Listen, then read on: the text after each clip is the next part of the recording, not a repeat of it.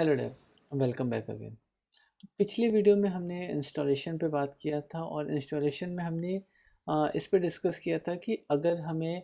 Experimental तौर पे react को अगर यूज़ करना हो तो हम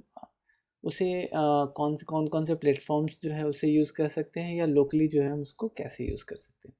आज हम बात करेंगे स्टार्ट न्यू रिएक्ट प्रोजेक्ट के बारे में, ठीक है। तो अगर स्टार्ट न्यू रिएक्ट प्रोजेक्ट को अगर हम देखें तो यहाँ पर ये कह रहा है कि रिएक्ट पावर्ड फ्रेमवर्क्स, ठीक है, पॉपुलर इन द कम्युनिटी, ठीक है। तो यहाँ पर वी रिकमेंड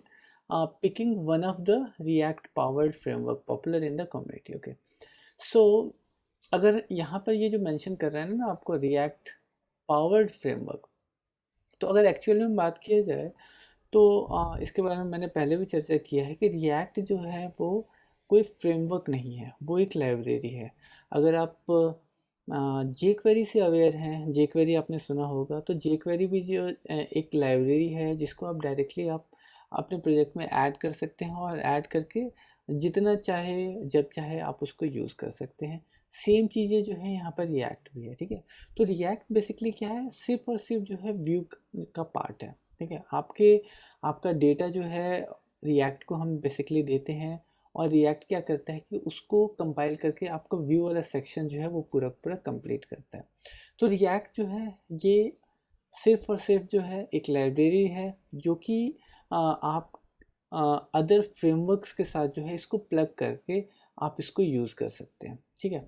तो यहाँ पर इन्होंने नोट में बेसिकली क्या रखा है कि रिएक्ट जब आपको यूज़ करना हो तो आपको नोड जेएस की जो ज़रूरत पड़ेगी ही पड़ेगी और आप नोड जेएस जो है आपके लोकल में होना चाहिए ताकि आप रिएक्ट का जो लोकल सेटअप जो है वो प्रॉपरली आप कर पाएँ और रिएक्ट के कोड का जो कंपाइलेशन जो है वो आप कर पाएँ, ठीक है। तो नोड जेएस जो है आपको होना है आपके लोकल में।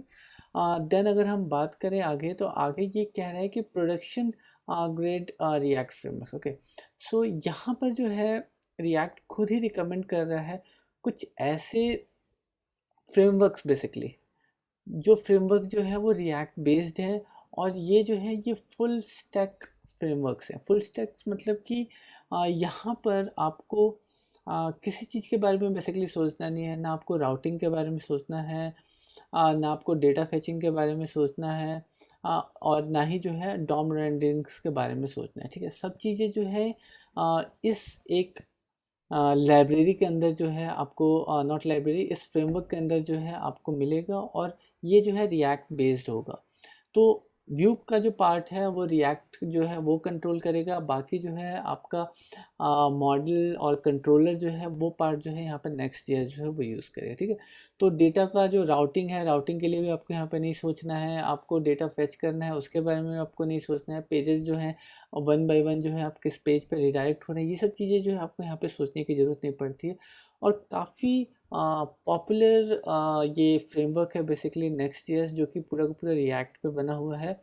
मैंने भी इसे पढ़ा है, इससे रिलेटेड कुछ वीडियोस भी मैंने बनाए हैं, बट काफ़ी इंटरेस्टिंग है। आपको जब आप एक्चुअली जब कोई वेबसाइट्स के बारे में सोचते हैं तो वेबसाइट से रिलेटेड जो भी आपको चाहिए होता है, लाइक कि आपका कोड का ऑप्टिमाइजेशंस हो गया, आपके इमेजेस के ऑप्टिमाइजेशंस हो गए, आपका रिडायरेक्शंस हो गया, आपका नेक्स्ट पेज जो है वो कब लोड होना है, कैसे लोड होना है, कैशिंग वगैरह, ये सब चीज़ें जो है ये फ्रेमवर्क जो है ये पूरा का पूरा बंडल है बेसिकली, जो कि सब चीज़ें हैंडल करता है। तो आपको उतने लेवल तक सोचना नहीं है और आप अपने हिसाब से अपने वेबसाइट को जो है वो कस्टमाइज़ बेसिकली कर सकते हैं कि कस्टमाइजेशन जो है ये पूरा का पूरा आपको प्रोवाइड करता है, ठीक है। तो ये यहाँ पे रिकमेंड कर रहा है कि आप नेक्स्ट जेएस भी यूज़ कर सकते हैं। नेक्स्ट जेएस जो है वर्सल के नाम से एक कंपनी है बेसिकली, वो उसने इसे डेवलप किया है और इससे रिलेटेड जो है जो भी जानकारी है वो आप इसके ऑफिशियल वेबसाइट पे जाके आप देख सकते हैं, ठीक है। इसके अलावा जो है ये रिकमेंड कर रहे हैं आपको रिमिक्स भी, जो है रिमिक्स भी रिएक्ट फ्रेमवर्क पे बना हुआ है और ये भी एक फ्रेमवर्क है बेसिकली, और इसे भी जो है आप रिएक्ट के साथ जो है आप अपने एप्लीकेशन जो है वो डेवलप कर सकते हैं। देन उसके बाद से आपका गेट्स बाय है और इसके अलावा जो है आपका एक्सपो है। एक्सपो बेसिकली नेटिव एप्लीकेशंस के लिए, मतलब मोबाइल के अगर एप्लीकेशंस जो है वो अगर आप डेवलप करना चाहते हैं या उससे रिलेटेड मतलब आप उससे रिलेटेड जो है लर्निंग्स आप लेना चाहते हैं, तो उसके लिए जो है आप एक्सपो बेसिकली आप यूज़ करेंगे, जिस पे जो है नेटिव एप्लीकेशन जो है वो आप डेवलप करेंगे। तो इनके लिंक्स बेसिकली इन्होंने यहाँ पे ऑलरेडी प्रोवाइड कर रखा है, और आप इनके ऑफिशियल वेबसाइट्स पे जाके ये सभी जानकारी जो है आप ले सकते हैं। इसके अलावा अगर हम नीचे चलते हैं तो यहाँ पर बेसिकली ये कह रहे, यहाँ पर अगेन लोगों का क्वेश्चंस भी है कि can I use react without framework. तो ऑब्वियसली मतलब आप जो नॉर्मल एडिटर्स जहाँ मैंने आपको बताया है जो कि हमारा कोड सैंडबॉक्स है, वहाँ पर हम कोई फ्रेमवर्क्स बेसिकली यूज़ नहीं कर रहे हैं, या फिर आप बिना फ्रेमवर्क्स के भी इसको यूज़ कर सकते हैं, इससे कोई फ़र्क नहीं पड़ता, आप इजीली यूज़ कर सकते हैं। ये तो एक लाइब्रेरी है, आप अपने लॉजिक्स ऐड करिए और आप उसको प्रॉपरली यूज़ कर सकते हैं। फिर भी ये आपको यहाँ पे अगेन रिकमेंड कर रहा है कि आप जो है जो फ्रेमवर्क्स बेसिकली हैं उन फ्रेमवर्क्स के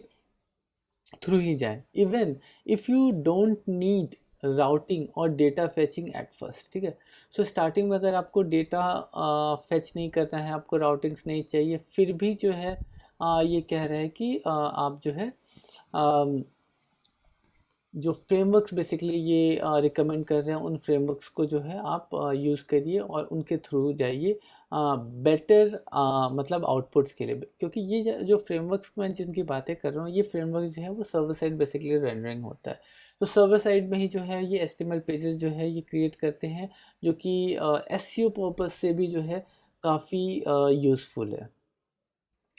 क्योंकि रिएक्ट जो है मोस्टली क्या करता है कि वो आपके क्लाइंट साइड में वर्क करता है, क्लाइंट साइड में ही सारा का सारा जो है रेंडरिंग करता है, जो भी आप इसको डेटा प्रोवाइड करते हैं। तो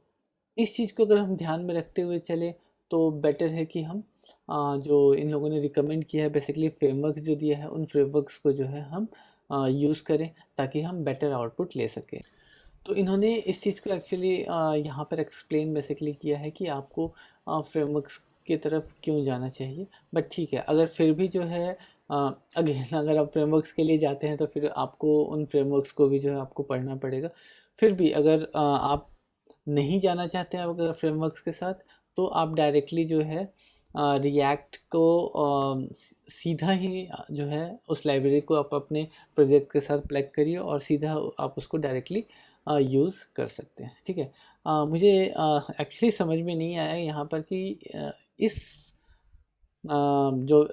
इनका ऑफिशियल वेबसाइट है रिएक्ट का, यहाँ पर इन लोगों ने रिएक्ट का जो पहले था रिएक्ट का जो CLI था, बेसिकली CLI के बारे में यहाँ पर अभी तक इन लोगों ने कहीं पर डिस्कस नहीं किया है। इन लोगों ने मोस्टली जो है रिकमेंड कर रहे हैं कि अदर जो है फ्रेमवर्क जो है उन्हीं को यूज़ करने के लिए। ठीक है, बाय द वे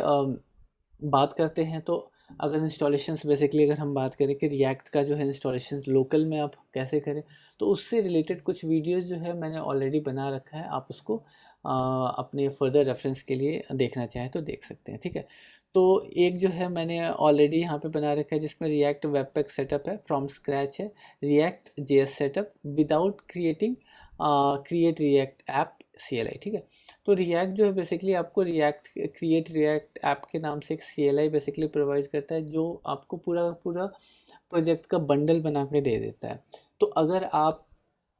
खुद से जो है आप अपना प्रोजेक्ट को सेटअप करना चाहते हैं तो उसके लिए ऑलरेडी जो है स्क्रैच से मैंने यहाँ पर एक ऑलरेडी वीडियो बना रखा है, इसका लिंक जो है वो मैं डिस्क्रिप्शन में डाल दूँगा, आप अपने सेल्फ लर्निंग्स के लिए देख सकते हैं। ठीक है, अदर देन डैट जो है अगर आप CLI से जाना चाहते हैं, ठीक है, तो CLI के लिए भी जो है आप यूज़ कर सकते हैं, जो कि मैंने ऑलरेडी मेंशन किया है कि क्रिएट रिएक्ट ऐप जो है वो आप उसको यूज़ कर। बट अभी के टाइम में जो है काफ़ी ज़्यादा पॉपुलर है वो है आपका वाइट JS, एक्चुअली विट JS है। विट JS जो है काफ़ी ज़्यादा पॉपुलर हुआ है क्योंकि ये क्या करता है कि ये कंपाइलेशन इसका जो है ना काफ़ी ज़्यादा फास्ट है। ठीक है, तो इससे रिलेटेड भी मैंने वीडियो बना रखा है, आप वाइट JS जो है आप उस पर जाइए या फिर आप क्रिएट रिएक्ट ऐप है उस पर जाइए। ठीक है, दोनों में से आपको जो बेटर लगता है आप उसको चूज़ कर सकते हैं, बट मोस्टली प्रेफर लोग कर रहे हैं वाइट JS से। और यहाँ पर अगर मैं आप इनके डॉक्यूमेंटेशन में भी देखेंगे तो इन्होंने यहाँ पर भी वाइट जेएस का जो है ऑलरेडी लिंक दे रखा है, जहाँ पर आप जाके अपने रिएक्ट के प्रोजेक्ट को जो है सेटअप डायरेक्टली कर सकते हैं। ठीक है, तो मैंने जो वीडियोस बना रखे हैं इसका लिंक जो है वो मैं डिस्क्रिप्शन में डाल दूंगा, आप वहाँ से जाके फर्दर रेफरेंस के लिए देख सकते हैं। ठीक है, आगे बढ़ते हैं तो यहाँ पर अगेन इन्होंने नेक्स्ट जेएस को मोस्टली रिकमेंड किया है, क्योंकि नेक्स्ट जेएस जो है बेसिकली क्या है कि रिएक्ट की टीम के साथ जो है मिल के चीज़ों को जो है और ज़्यादा डेवलप बेटर वे में डेवलप करने के लिए एक्चुअली कोशिश कर रहे हैं। तो इन लोगों ने ज़्यादातर जो है ये लोग नेक्स्ट जेएस को जो है रिकमेंड कर रहे हैं कि आप अगर फ्रेमवर्क्स के लिए जाते हैं तो आप नेक्स्ट जेएस की ओर जो है एक बार सोच सकते हैं, नेक्स्ट जेएस की तरफ जो है आप जा सकते हैं। जैसे कि यहाँ पे ऑलरेडी इन लोगों ने मेंशन कर रखे कि next JS app router bundles fully implemented the official react server component specifications. ठीक है, तो जैसे कि मैंने इससे पहले भी मेंशन किया था कि नेक्स्ट जेएस और ये जो फ्रेमवर्क्स हैं ये आपके सर्वर साइड रेंडरिंग होता है, और सर्वर साइड से जो है जितनी ज़रूरत होती है उतना जो है HTML रेंडर करते हैं, और या तो फिर आप उसको कॉन्फ़िगर भी कर सकते हैं, और अदर देन दैट जो अदर चीज़ें जो होती हैं जिनका SEO से अगर रिलेटेड नहीं हो, या फिर मोस्टली जो कैलकुलेशन वाला जो पार्ट है वो जो है आप क्लाइंट साइड्स जो है वहाँ पर भी जाके कर सकते हैं। तो क्लाइंट साइड में बेसिकली अगर मैं बात करूँ तो जो ब्राउज़र पे बेसिकली रेंडर होता है, तो ये सब चीज़ें जो है ये फ्रेमवर्क जो है आपको प्रोवाइड करता है, और जिनको जो लेके आप अपना प्रोजेक्ट जो है वो सेटअप कर सकते हैं, और प्रोजेक्ट को जो है आप यूज़ कर सकते हैं। तो उम्मीद करता हूँ बेसिकली यहाँ पर हमने कुछ कोडिंग से रिलेटेड चीज़ें नहीं की, बट हमने डिस्कस किया बेसिकली कि हम जो है आपका जो नया रिएक्ट का जो प्रोजेक्ट का जो सेटअप है उसके लिए हम क्या क्या कर सकते हैं। ठीक है, तो इन लोगों ने जो रिकमेंड किया है उस रिकमेंडेशंस को भी लेके चल सकते हैं, या फिर आप डायरेक्टली जो है सिर्फ और सिर्फ रिएक्ट के थ्रू जो है आप अपना काम कर सकते हैं। बट वो एप्लीकेशन जो होगा वो सिंगल पेज एप्लीकेशन की तरह ही आप उसको मान के चलिए कि सिंगल पेज एप्लीकेशन होगा, यहाँ पे डेटा फैच होगा और क्लाइंट साइड में है सब चीज़ें जो है होंगी वो क्लाइंट साइड में ही रेंडर होंगी। ठीक है, तो उम्मीद करता हूँ कि जानकारी पसंद आई हो, तो लाइक सब्सक्राइब शेयर करना ना भूलें, और अगर कोई क्वेश्चंस हो क्वेरी हो तो आप कमेंट करिए, मेरी कोशिश रहेगी कि मैं जवाब जल्दी से जल्दी दे सकूं, या फिर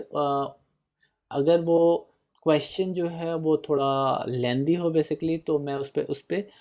वीडियो भी जो है वो बना के आप लोगों को जल्द से जल्द शेयर करूँगा। ठीक है, नेक्स्ट वीडियो में हम बात करेंगे add to an existing project. ठीक है, तो अगर आपका जो